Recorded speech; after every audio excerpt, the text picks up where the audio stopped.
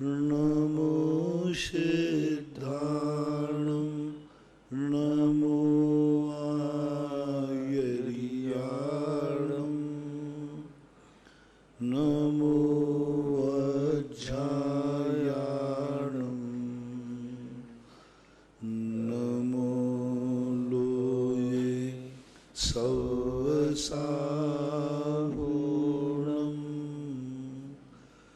पंच परमेष्टि भगवान की जय हो। आचार्य श्री गुरुवर कुंद कुंद महाराज की जय हो। आचार्य श्री गुरुवर विद्यासागर महाराज की जय हो। परम पूज्य निर्यापक मुनि श्री 108 सुधा सागर जी महाराज की जय हो।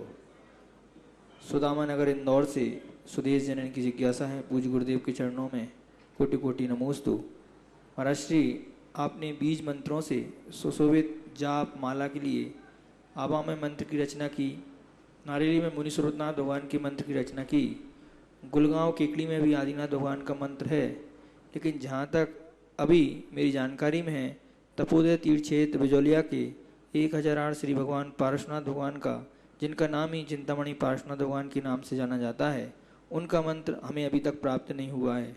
आपसे प्रार्थना करते हैं कि कल गुरु पूर्णिमा के शुभ अवसर पर हमें बीज मंत्रों से सुशोभित जाप के लिए पार्श्वनाथ भगवान का भी मंत्र मिल जाए, जिससे हम संसारी प्राणी पार्श्वनाथ भगवान की माला फेर कर अपने कर्मों का क्षय कर सकें। हालांकि आप शायद उस दिन चूक गए हो या सुना नहीं हो, दिवाली के पहले ही इस प्रकार का पार्श्वनाथ भगवान का मंत्र आपको दे चुका हूँ, और कल गुरु पूर्णिमा में और दे दूंगा, लेकिन दे चुका हूँ। पहले बोल चुके, खूब व्हाट्सएप पर है, PDF है, सब पे है मंत्र को।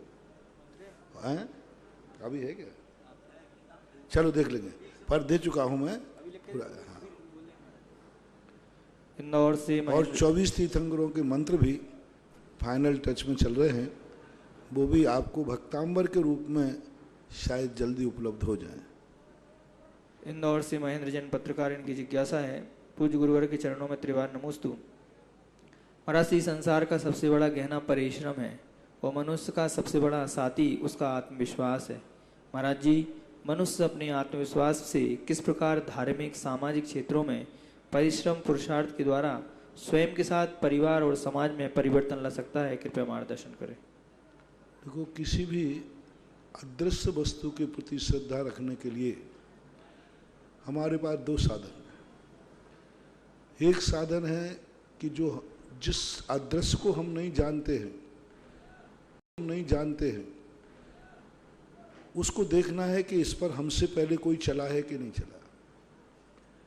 प्राय अदृश्य बातों में हमारे लिए आगे चलने वाला ही आदर्श होता है, क्योंकि वो अदृश्य वस्तुएं हमारे ज्ञान का विषय तो बनी नहीं,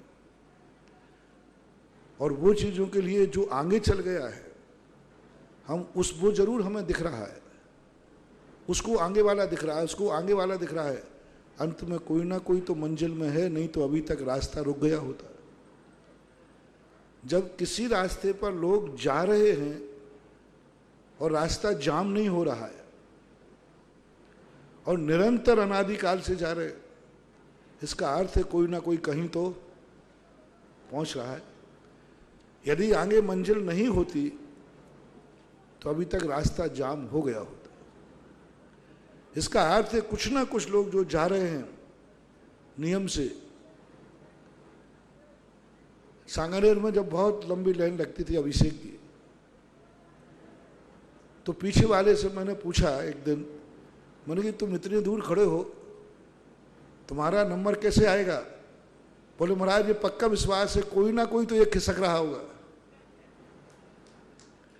मैंने कि तुम इतना साहस करके कैसे खड़े रहोगे?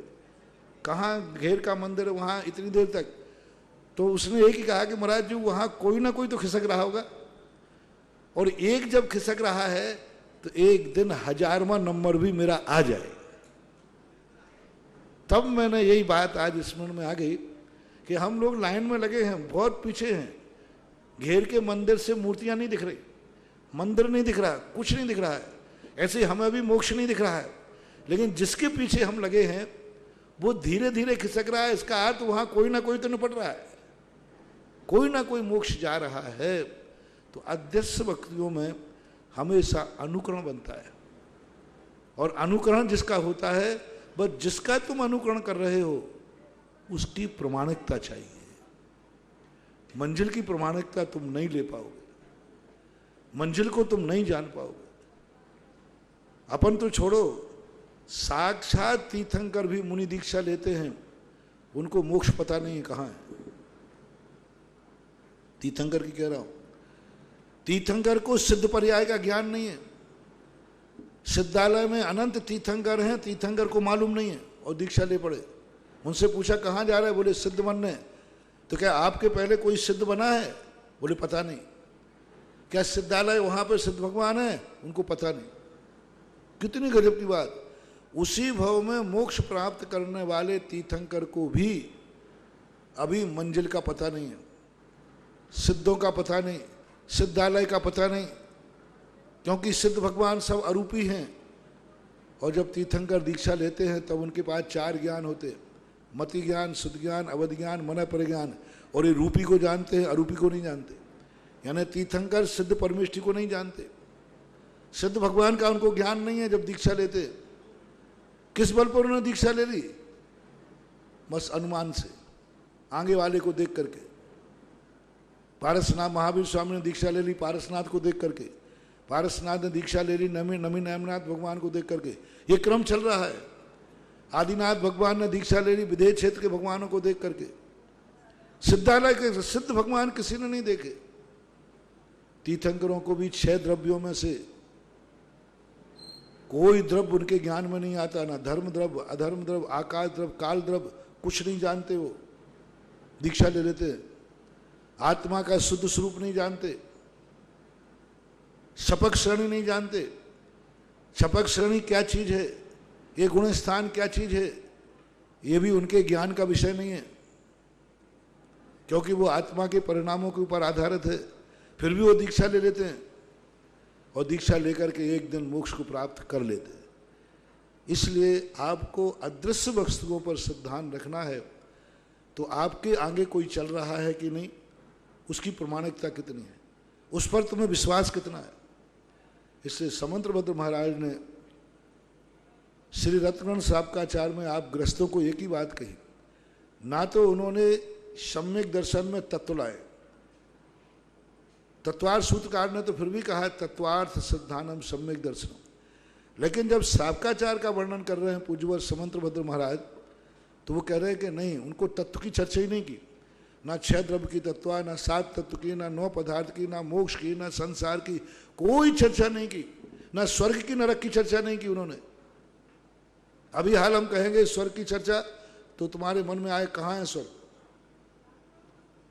क्योंकि तुम बालक हो, गृहस्थ हो।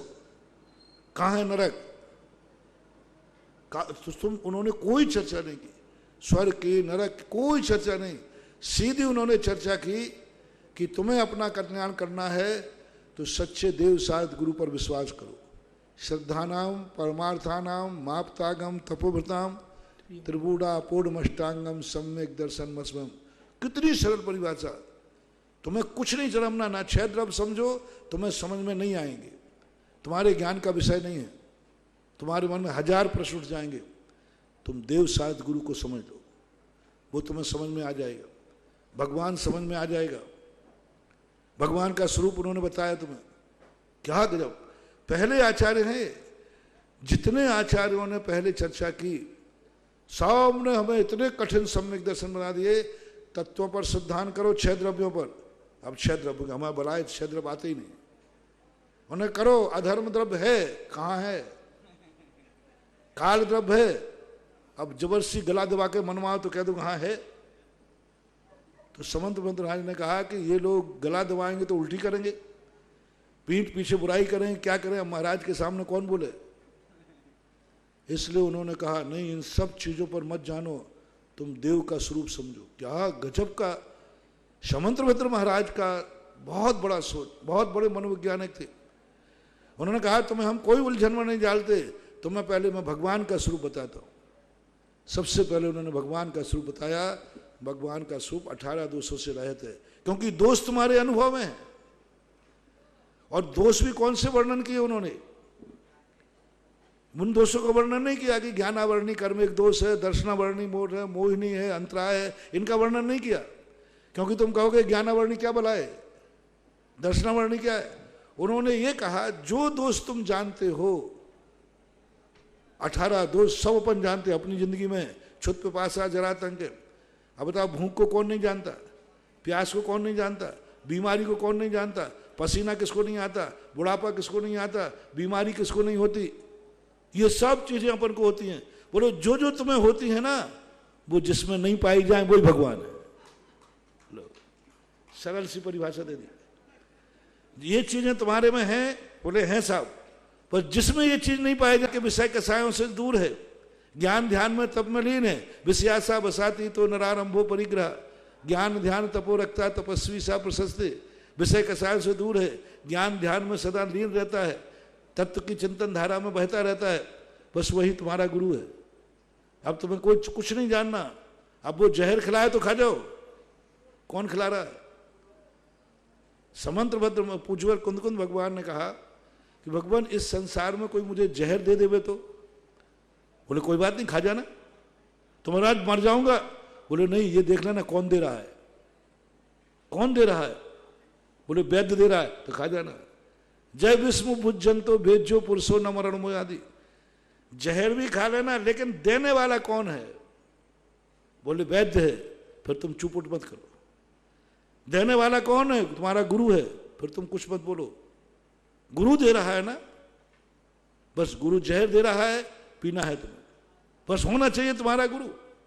शास्त्र की वर्णन आया, बस देव साथ गुरु को तुम्हें बता करके, और उन्होंने कहा इनके पीछे चले जाओ, एक ना एक दिन तुम्हें सिद्धालय मिल जाएगा। इसलिए आप लोगों को यदि धर्म में और मोक्ष मार्ग पर श्रद्धा करना है प्रश्न के अनुसार, तो आप पहले अपना गुरु बनाइए, आप अपना भगवान देखिए, और आप अपने शास्त्र की पहचान कीजिए। इन तीनों के पीछे अपनी गाड़ी डाल दो, बस इससे आगे ना कोई रास्ता था ना है। जब तीर्थंकरों के लिए कोई दूसरा रास्ता नहीं मिला, तो फिर अपन को तो सवार ही नहीं उठता। दिल्ली से रूही जैन की जिज्ञासा है, पूज्य महाराज श्री के चरणों में नमोस्तु। महाराज श्री, मेरी जिज्ञासा है कि गौतम गणधर जन्म से जैन नहीं थे, तो क्या एक ऐसे जो अजैन हैं वे भी मोक्ष पद को प्राप्त कर सकते हैं क्या? कृपया जिज्ञासा का समाधान करने की कृपा करें। जन्म से जैन अजैन का कोई विकल्प नहीं होता, आचार विचारों से होता है। जैन अजैन की परिभाषा तो आज बन गई। आज वर्तमान में धर्म जाति प्रधान हो गए। पहले धर्म प्रधान जाति थी, धर्म को लेकर के जाति का निर्णय किया जाता था। आज जाति को लेकर धर्म का निर्णय किया जाता है। जैन धर्म किनका है? जैनियों का।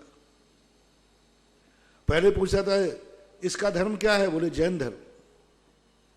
तो जैन धर्म को जो मानने वाले थे वो जैनी थे, और आज जो जैनी है उनका जैन धर्म हो गया। तो आज वर्तमान की परिभाषाएं बदल गई। जैन अजैनों के भेद नहीं थे वहां पर, मिथ्या सम्यक का भेद था, चोखे और खोटे का भेद था। जातियां तो पहले वर्ण व्यवस्था जो थी, आज जो रूप विद्रूप रूप हुआ है, वैसे ऐसा नहीं था। जो मंत्र पढ़े थे ना, हाँ, मंत्र महाराज श्री, जो एक जिज्ञासा आई थी यहाँ भगवान चिंतामणि पार्श्वनाथ स्वामी का मंत्र के लिए, वो पूज्य महाराज श्री के मुखारबिंद से आप लोग नोट कर सकते हैं, सुने सभी लोग।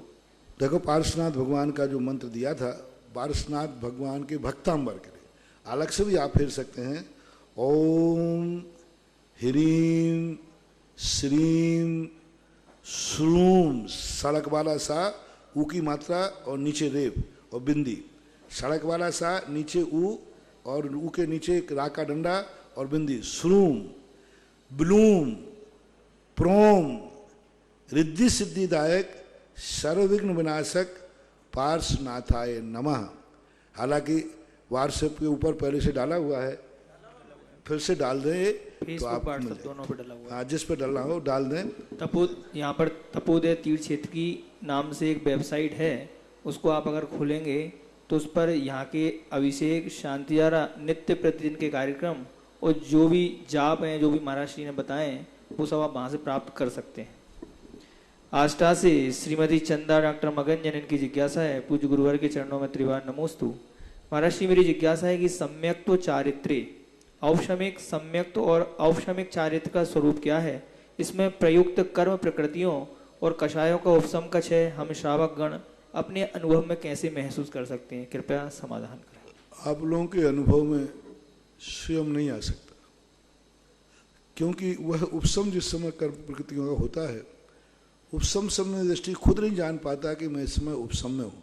बस इतना वो जान पाएगा, इस समय में बहिर्मुखी नहीं हूँ, खोटे कुदेव के शास्त्रों में नहीं हूँ, खोटे तत्व चिंतन में नहीं हूँ।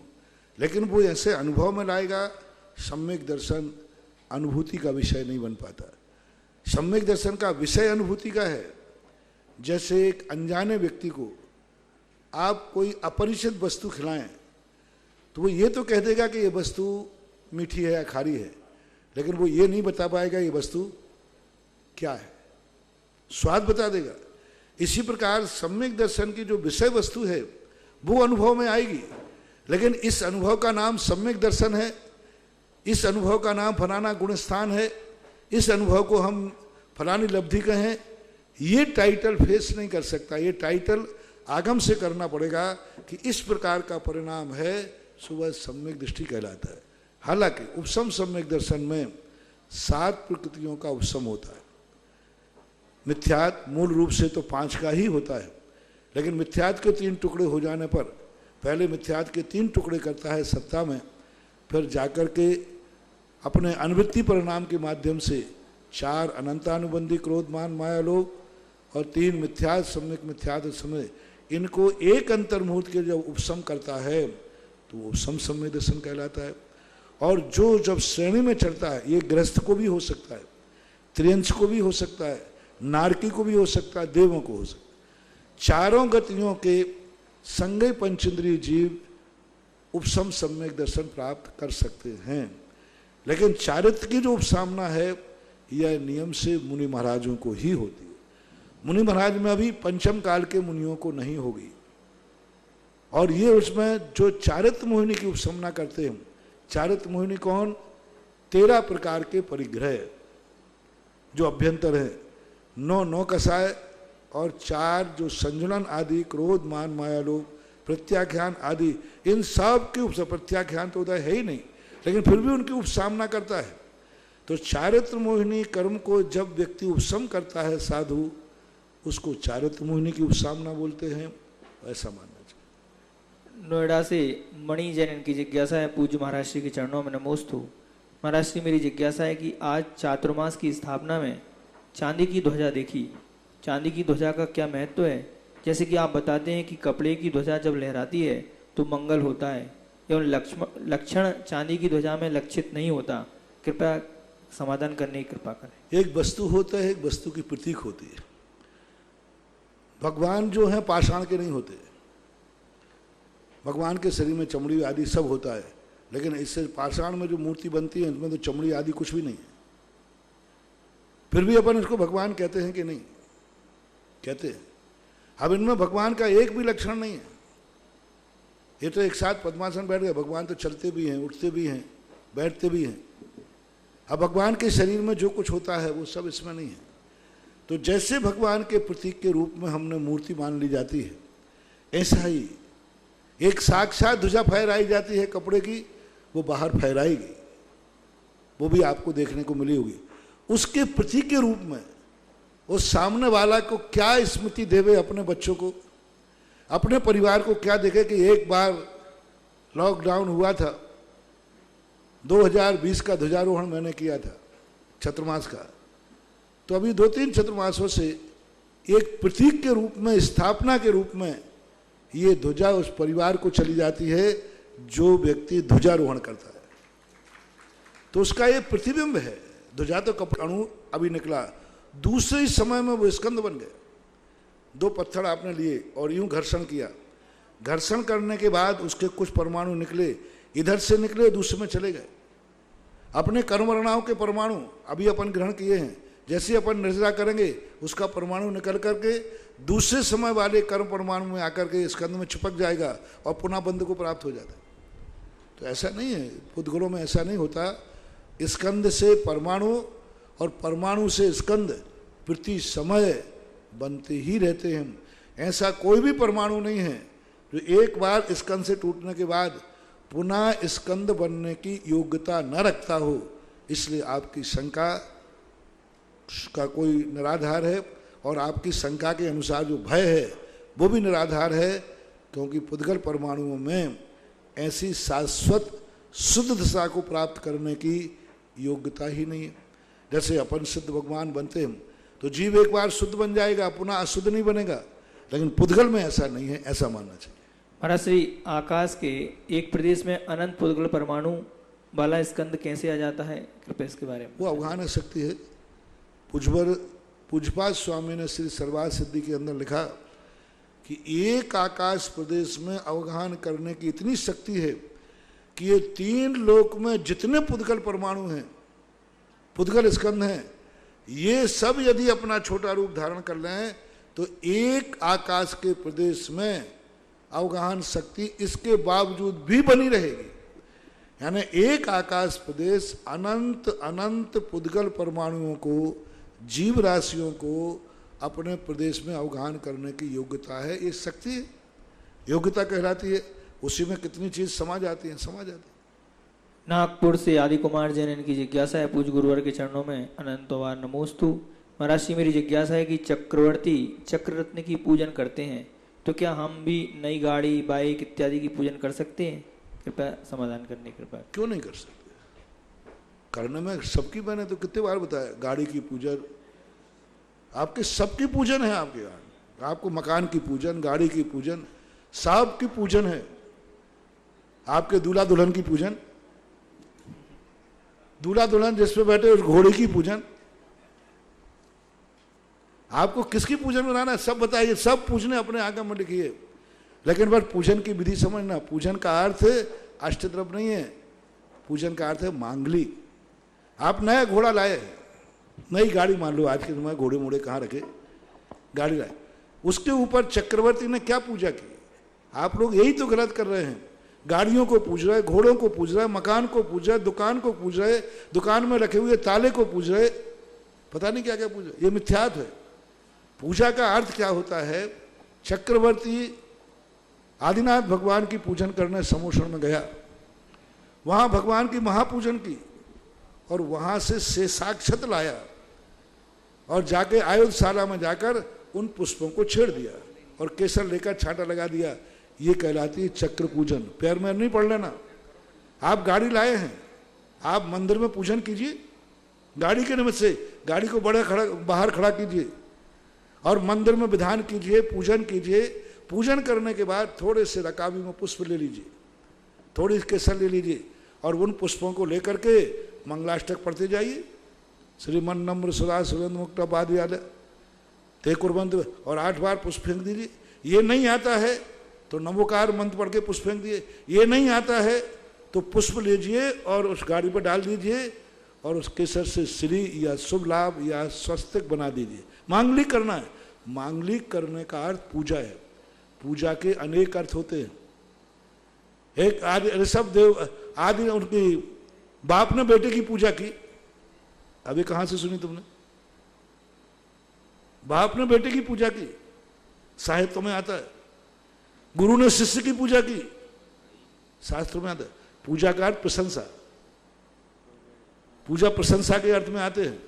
उन्होंने बड़ी प्रशंसा की, मेरा बेटा ऐसा है, मेरा गुणवान ऐसा है आदि। नाभि राय ने ऋषभ देव की बड़ी प्रशंसा की, तो आचार्य ने कहा नाभि राय ने ऋषभ देव की जन्म के बाद जब बचपन में थे उनकी पूजा की।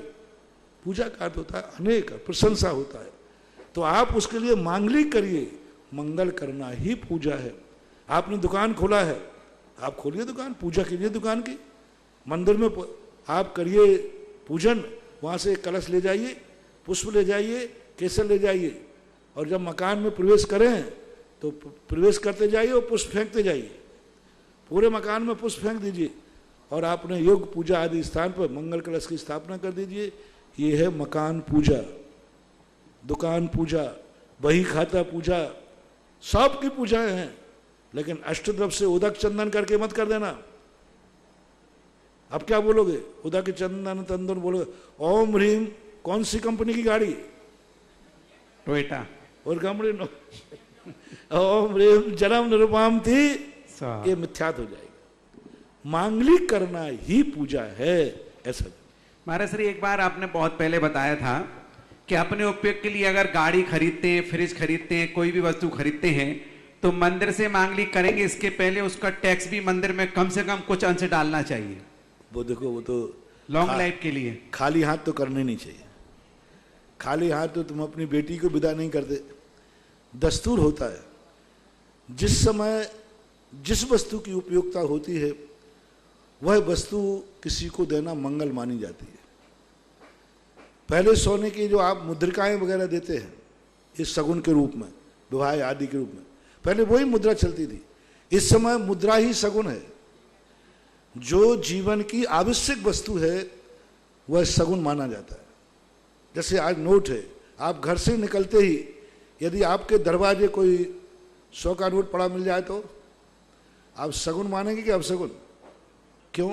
कागज का टुकड़ा है। आजकल मत उठाना, नहीं तो मामला गड़बड़ हो जाए। हाँ, कोरोना छुपा रहता है उसमें, लेकिन फिर भी आप शगुन मानते हैं। वो कागज का नोट है, कागज कभी शगुन नहीं होता। लेकिन वर्तमान में आपकी साइकोलॉजी है, मुद्रा हमारी मूल्यवान है, मुद्रा की कीमत है, मुद्रा ही आपकी जिंदगी है, इसलिए वो शगुन के रूप में मान ली जाती है। इसलिए खाली हाथ तो करना ही नहीं चाहिए। जब आप 5 लाख की गाड़ी लाए हैं तो कम से कम 1% तो भगवान को टैक्स पेड करो, रोड टैक्स की तरह तो करना ही चाहिए, ऐसी बात है।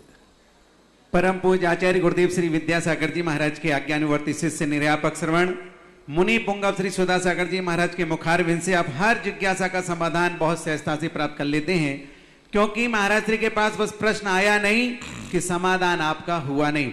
तो ऐसे गुरुवर के चरणों में ऑनलाइन जिज्ञासा देखने वाले पूरे देश विदेश के भक्तों की ओर से बारंबार नमोस्तु नमोस्तु नमोस्तु। महाराज श्री, इस क्षेत्र पर ऐसे भी लोग हैं जो त्यागी वृत्ति भी चाहते हैं कि बिजौलिया में असीमकालीन भक्तामृत विधान चल रहा है, तो क्यों नहीं हमारा नाम हो। तो सबसे पहले ब्रह्मचारिणी बहन सविता दीदी ललितपुर विवांश जैन के जन्म दिवस के उपलक्ष्य में सौरभ सरिता जैन ललितपुर वालों ने 51,000 रुपए की राशि से बिजौलिया में असीमकालीन भक्तामृत के लिए स्वीकृति दी। एक बार उनके भावों की अनुमोदना में ताली बजाएंगे। और एक विधान बिजौलिया के लिए कुमारी योशी सुपुत्री भावना आशीष जैन गुड़गांव से 51,000 रुपए। देखो बंधुओं, ये असीमकालीन भक्तामृत कोई छोटी मोटी चीज नहीं है। जीवन भर जब तक आप इस संसार में रहेंगे तब तक आपके परिवार के नाम उल्लेख से विधान चलता रहेगा। तो ऐसा कार्य छोड़ना नहीं, क्योंकि 51,000 बहुत अधिक राशि नहीं है। आप हिसाब लगाएंगे कि जब आप यहाँ पर आएंगे, 5 लोग आएंगे, 6 लोग आएंगे, आपको रूम भी मिलेगा, उसका कोई चार्ज नहीं होगा, आपको द्रव्य मिलेगी, उसकी आपको कोई व्यवस्था नहीं लगेगी। आप यहाँ पर अभिषेक भी करेंगे, वो आपकी भावना है कि आपको शांति धाराम क्या देना है। मंदिर की तरफ से आपको पूरी सुविधा है। वर्ष में एक बार जो जिस स्थिति में आप करना चाहें उस स्थिति में कर सकते हैं। चांदखेड़ी के बड़े बाबा हमारे आदिनाथ भगवान के चरणों में भी एक भक्त की भावना आई कि असीमकालीन भक्तामृत वहां करना है, क्योंकि विधान आप यहां करो या वहां करो, ये तो आपकी महिमा है। आप जहां चाहें, जिन भगवान के चरणों में चाहे वहां हो सकता है। जय 51,000 का जय विमल आर्या आराध्या जैन चौधरी परिवार बेंगलोर, आशीष चौधरी स्मृति संस्कृति संस्कार सिंगई चौधरी परिवार एग्रोटेक रायपुर वालों ने भी चांदखेड़ी अतिशय क्षेत्र के लिए एक विधान की स्वीकृति दी है। इस क्षेत्र पर चलने वाले स्वर्णदान में 11,000 स्वर्गीय लक्ष्मीचंद जी धर्मपत्नी कमला जैन दयोदय तीर्थ क्षेत्र सुधा सागर धर्मस्थली ईश्वरवाला वालों की स्मृति में यहाँ पर स्वर्णदान विधि के लिए प्रदान किया 53 रुपए की राशि श्रीमती सुगम देवी अंकुर जैन चांदखेड़ा अहमदाबाद, और 51 रुपए की राशि कुमारी अर्शी जैन सागर से उन्होंने भी स्वर्णदान के लिए प्रदान की है। और मेरे पास देखो महाराज श्री एक बहुत अच्छी जिज्ञासा आई कमल जी राव का। सुने एक बहुत बढ़िया, देखो अपने जो भी संकल्प होते हैं, इसलिए हम कहते हैं कि साहस के साथ कदम बढ़ाओ। ये मत सोचो कि ये कैसे पूरा होगा। आज प्रातःकाल में मैंने कहा था, नियत और भाग के भरोसे कभी भी कदम नहीं बढ़ाना। कदम बढ़ाते समय, कार्य करते समय सोचना मैं जो करूँगा वह होगा।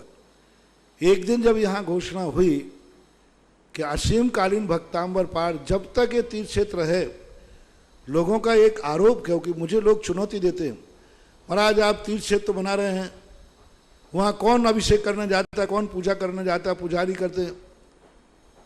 मुझे कोई छेड़ भर देवे। उसी दिन मैंने संकल्प किया, बोले महाराज जी देखो कौन जा रहा बताओ, तीर्थ क्षेत्रों में अभिषेक पुजारी करते हैं और वो कैसे अभिषेक करते हैं, कैसे पूजा करते हैं, ये मेरे कह दिया। मैंने कहा बेटा इसका जवाब बाद में दूंगा। उसी दिन से मैंने संकल्प कर लिया कि अब तीर्थ क्षेत्र जब बनेगा, पुराने तीर्थ क्षेत्र में जब दर्शन करूंगा, जब कहीं जाकर के वहां पूजा ही नहीं, असीम कालीन तक प्रतिदिन विधान होगा। जय हो। आज जितने तीर्थ क्षेत्र को जहां पर कमेटी हमारे आशीर्वाद से चलती है या मानते हैं, हर क्षेत्र में जहां तुम कहते थे कि एक अर्घ चढ़ाने वाला नहीं, गांव के शहरों के मंदिरों में प्रतिदिन विधान नहीं होता, लेकिन तीर्थ क्षेत्रों पर प्रतिदिन विधान हो रहा है। प्रतिदिन विधान ज्ञान होता है। आमा चांदखेड़ी का भी होने वाला, बिजोलिया का देखो, पहले सुनो महाराज जी इतने कैसे नाम आएंगे। आज खुशी की बात सुनो, चातुर्मास स्थापना हो रही है। आज ही 365 नाम का संकल्प किया था, 400 से ऊपर नाम पहुंच गए। अभी सुरेश जी पटवारी से मैंने पूछा तो मैंने बताया 400 से ऊपर पहुंच गए। अब देखो भाग्य भरोसे बैठे रहते, पुरुषार्थ किया। अभी चांदखेड़ी का ब्रह्मचारी तुम्हारे खाते इन्होंने 365 जिनके होना है चांदखेड़ी के, तो चांदखेड़ी में 100 से ऊपर पहुंच गए। 100 से ऊपर अभी तो बाकी बहुत है। 300 से ऊपर ले जाओ तो अपन ठाठ से यहाँ चांदखेड़ी कमेटी के साथ में कह करके और वहाँ भी अपन विधान शुरू कराएं।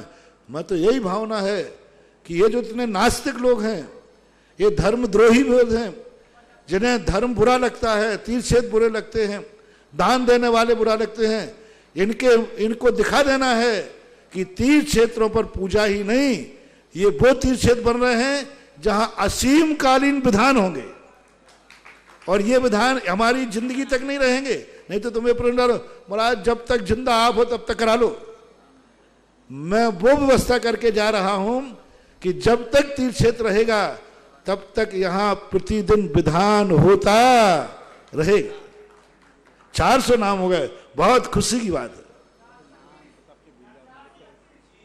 425 हाँ हो जाए। परम पूज्य महाराज श्री, मुझे तो ये ध्यान है, मेरा जन्म हुआ उसके बाद मैंने आपके चरणों में आया हूं। ऐसा कोई क्षेत्र और ऐसा कोई शहर नहीं है जहां पर भक्तों की होड़ ना लगी हो। आपने एक बार प्रेरणा दी तो अभिषेक करने वालों की कमी नहीं। दर्शनोदय क्षेत्र हो, चाहे बजरंगगढ़ क्षेत्र हो, चाहे आवा क्षेत्र हो, चाहे हिंदुस्तान का कोई भी क्षेत्र, आपके कदम जिस क्षेत्र पर पड़े हैं वहां पूजन करने वाले भक्त ना हो, ये तो मुझे देखने में आज तक आया नहीं। और किसी को आया तो मेरे पास नाम भेज देना। कमल जी राव का महाराज श्री आपके चरणों में अपनी जिज्ञासा निवेदन कर रहे हैं कि गुरुवर नमोस्तु।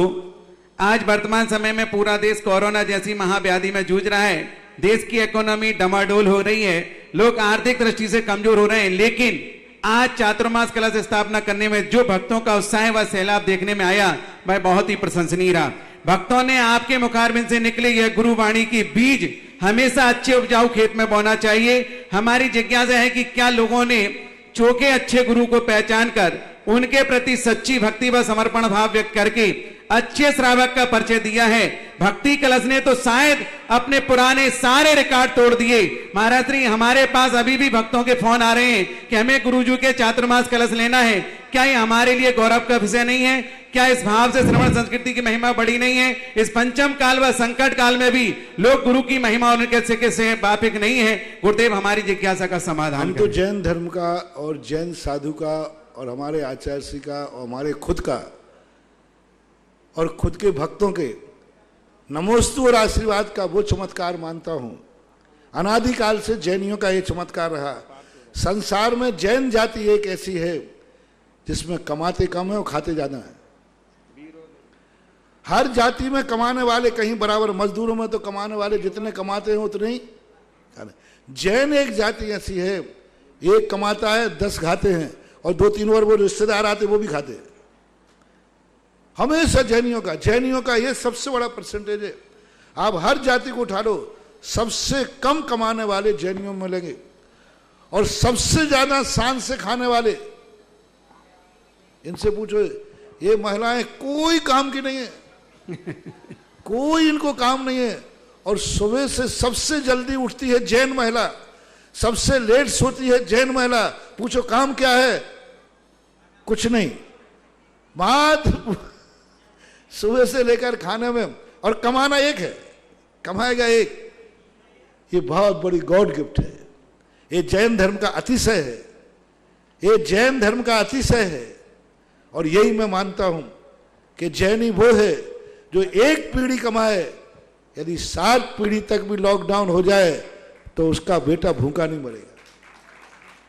ये तिथि बड़े बड़े पुण्यात्माओं की, फर्स्ट क्लास वाले, फर्स्ट मेरिट वाले पुण्यात्मा जैनी वो हैं जो मेरिट लिस्टेड हैं, जो एक पीढ़ी में इतना कमा के रख जाते हैं कि 7 पीढ़ी वाला भी यदि कोई व्यसन ना हो, दुर्गुण ना हो, तो 7 पीढ़ी के लोग भी भूखा कभी नहीं मरेंगे। सेकेंड क्वालिटी के वे लोग हैं जैनी कि अपनी जिंदगी में इतना कमा देते हैं, कम से कम यदि उनकी जिंदगी में यदि आधी जिंदगी के बाद लॉकडाउन हो जाए तो पूरी जिंदगी बिना कमाए जिंदगी निकाल सकते, भूखे नहीं सोएंगे। अपनी जिंदगी में आधी जिंदगी में इतना कमा लेते हैं कि आधी जिंदगी उसकी कमाई में चली जाएगी। तीसरे नंबर के वो लोग हैं जो एक दिन तो कमा लेते हैं और 1 साल तक भी लॉकडाउन हो जाए तो वे भूखे नहीं सोएंगे। एक दिन की कमाई है, बनिया का यह अतिशय होता है। उसको एक दिन की कमाई करने की छूट दे दी जाए, और खास तौर से वो आचार्य जी का भक्त हो, मेरा भक्त हो, तो बस एक दिन के लिए लॉकडाउन खोल दो, फिर 1 साल के लिए लॉकडाउन कर लेना। वो एक दिन में इतना इंतजाम करके लाएगा कि 1 साल आराम से ठाट से खाएगा।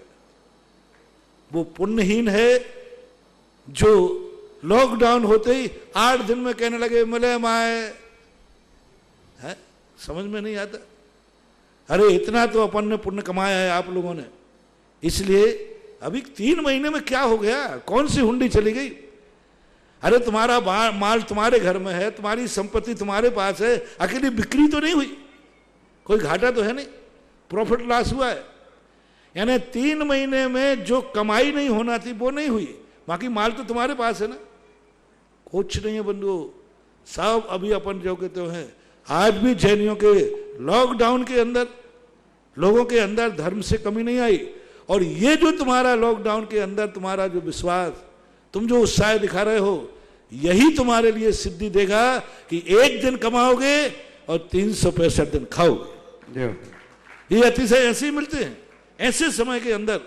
देखो कितनी बड़ी बात, पूरा अपना गगन बिहारी मंदिर जो स्थान का स्थान देखो, वहां लोग कैसे कैसे बोल रहे। आज देखो अभी एक मूल नायक भगवान का गेट रह रहा था, मात्र एक बाकी मूल नायक भगवान का गेट, वो कलश बैठाने के भाव थे, मूल नायक का भाव हुआ, गेट का आशीर्वाद अभी ले लिया, अभी शायद बोलेंगे। खुद चल के आए आपके पास आशीर्वाद लेने। देखिएगा बंधुओं, अब देखो लॉकडाउन में अंदर नहीं आने दे रहा हूं मैं, अंदर नहीं आने दे रहा हूं। कितना पावन संसार का पहला साधु है जो इतना ज्यादा भक्तों के लिए डरा रहा है, उपेक्षा कर रहा है, दर्शन नहीं कर दे रहा हूं, अंदर नहीं आने दो। वे खिड़की में से बोल के जा रहा है, अब मैं क्या करूं।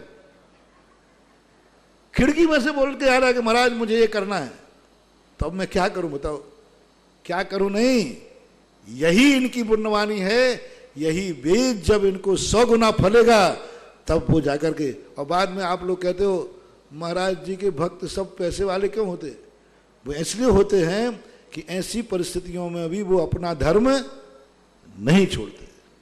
महाराज श्री आपके आशीर्वाद का चमत्कार है, आपने पहले ही इतनी चातुर्मास की महिमा गा दी कि लोग आज भी, और मुझे तो लगता है कि लगभग 2 महीने तक कलशों की घोषणा रुकने वाली नहीं है, चलता रहेगा क्रम।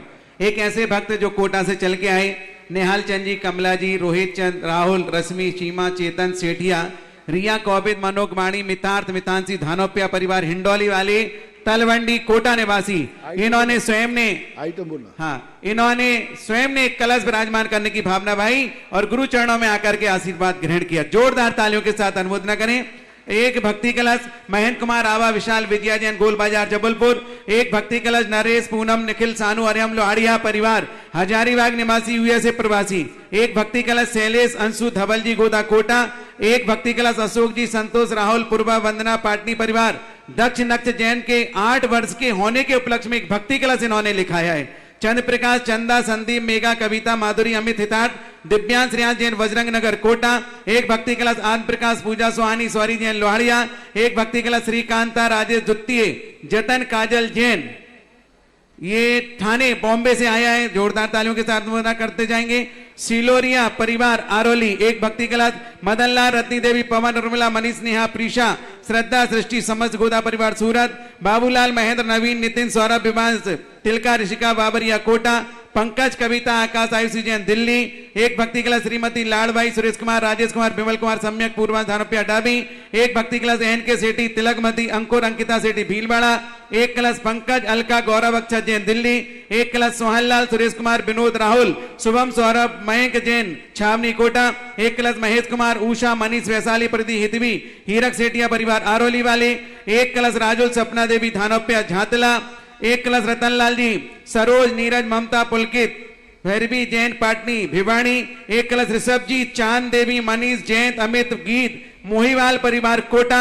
एक कलश ताराचंद टीकमचंद अरुणा मौनी स्वाति दिव्यांशी हर्षित खुशी गुनगुन पुण्य गुणोदय तीर्थ क्षेत्र कैकड़ी वालों ने प्रदान किया।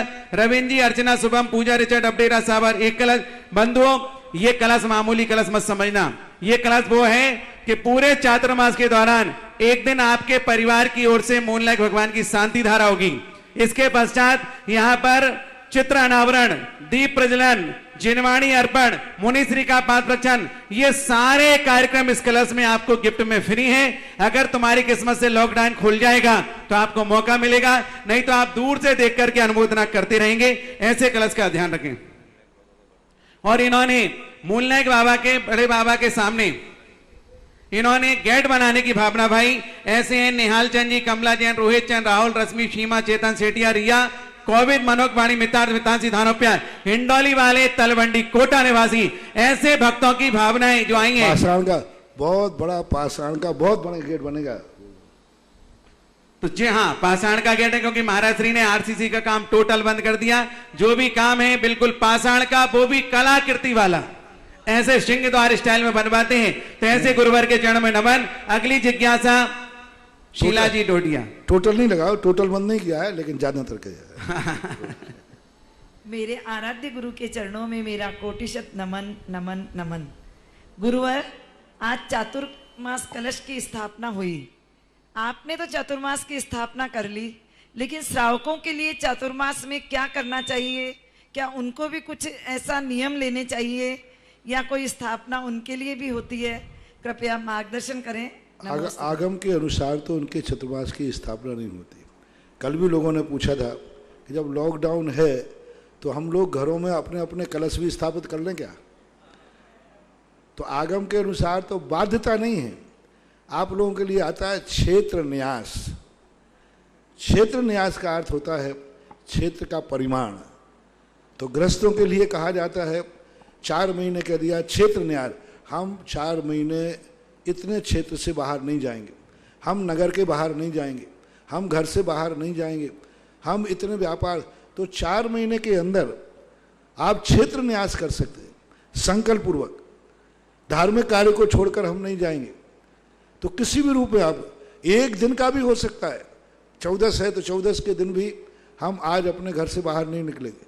2 महीने का ले सकते हो कि सावन भादों हम घर से बाहर नहीं जाएंगे, हम गाड़ी का प्रयोग नहीं करेंगे।